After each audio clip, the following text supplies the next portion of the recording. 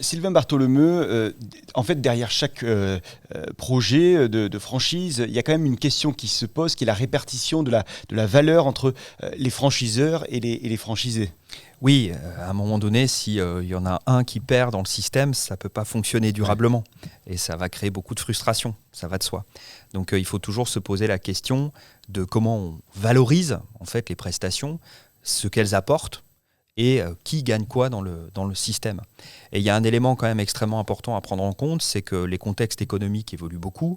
Il y a des mutations profondes, notamment l'impact du digital, de plateformes dans la restauration, de livraison. Et tous ces sujets-là impactent la répartition de la valeur. Je prends un exemple concret. Vous êtes dans la restauration. L'inflation est là.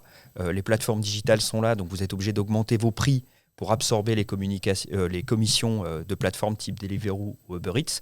Donc en fait, ça augmente mécaniquement votre chiffre d'affaires et donc ça augmente mécaniquement la redevance que vous payez. Or, votre marge, elle est quand même impactée.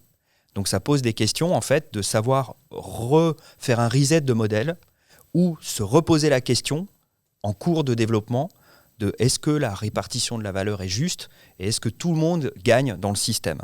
Donc c'est vrai que quand on lance un réseau, il faut être très précis, comme le disait Lorraine, sur comment on évalue la redevance, quelles prestations on met dedans, comment on évalue le droit d'entrée, quelles prestations on met dedans, et de se dire qu'en cours de route, tout ça peut évoluer. Et donc, que ça demande à un moment donné, de la part du franchiseur, de regarder, d'être vigilant quant à l'équilibre global du système et d'être certain que tout le monde gagne sa vie dans ce système économique.